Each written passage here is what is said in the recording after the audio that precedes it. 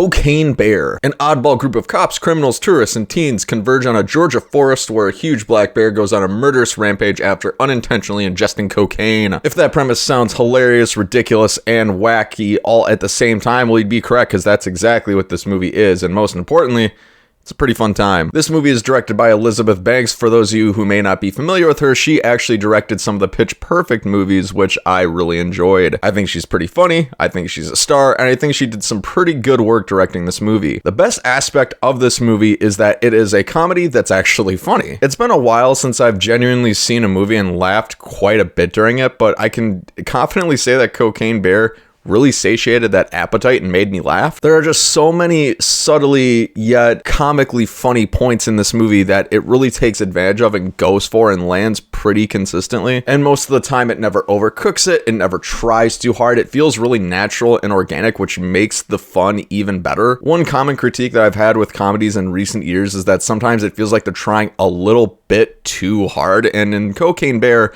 They do try a little bit too hard at points, but it's not to the point where it gets really annoying or overdone. When a movie like this lands 90% of its comedic punches, that's a pretty good percentage and will get you to laugh at quite a few points. If it landed about 30% of those punches, then this movie would be very much in danger because it would create an experience that is intended to be funny, but isn't all that funny. But no, fortunately, this movie gets really creative. It pulls out some stops in order to provide you a really interesting, a really different, funny experience that can be enjoyed with you and the company of friends, or even by yourself. This movie just really knows how to take advantage of the absurdity of its premise of a bear literally eating cocaine. Another thing I think that makes this movie work, the actors, I think all of them in tandem work really well together, and they all know exactly what movie they're in. None of them really take things too seriously. A lot of the performances are a little bit more laid back. You can tell people are having fun, yet being sincere at the same time. This movie isn't just one note. There is a bit of diversity when it comes to the tone, which is kind of a welcome addition, because if they just did this one joke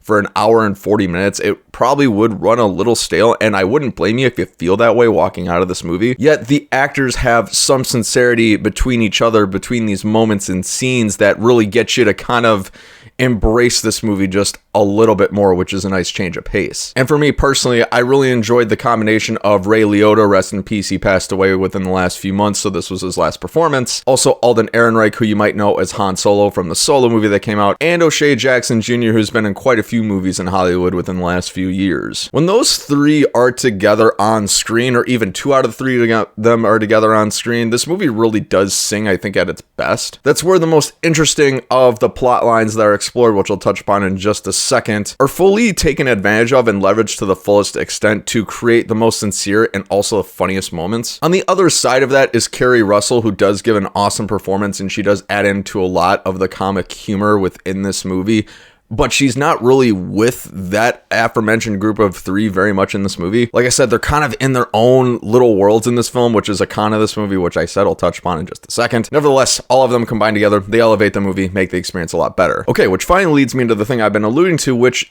is this movie kind of is telling a few different plot lines within its own story, which does jump around a little bit too much for my liking. You could argue in this movie that it is kind of exploring 5 different viewpoints of this story, which works well if you've got a movie like Vantage Point, which came out years ago. But in this movie, I think it stretches each plot line a little bit too thin at times, and it's even got some throwaway scenes that it introduces to kind of remind you, oh hey, this person is still existing in this world and they're all converging on each other. Those throwaway scenes do nothing but to remind you of everyone who's actually in this movie and not letting you forget. And to its credit, I think without those scenes, I would have forgotten about some of the characters up until the very end. But at the same time, it makes everything feel a little bit scatterbrained and made me wonder, maybe some of these characters didn't need to be in the movie at all. You'll have your own thoughts on it. Take your pick as to how you feel about it. And of course, I'd be remiss if I didn't talk about the bear in this film. It works really well, and I think it's in enough of the movie to justify its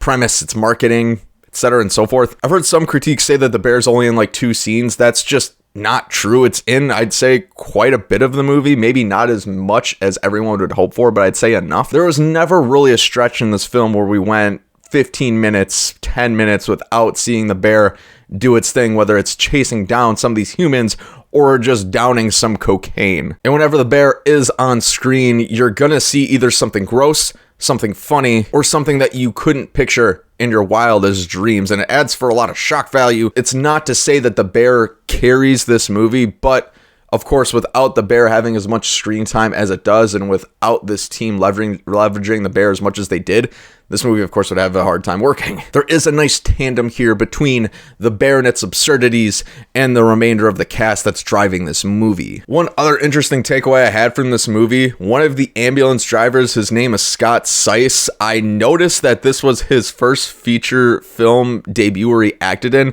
and I recognize him from TikTok. I just thought it was really cool that he was able to leverage his TikTok fame in order to get into a feature film, and I gotta say, I thought he held his own quite well. He's not in the movie for very long, but when he is, you just enjoy it. I just thought that was a really interesting, cool touch, seeing TikTok fame start to translate into Hollywood appearances. I just thought that was kind of cool. Friends, in the end, I'm gonna have to give Cocaine Bear a 6 out of 10. I think this is a great movie for laughs.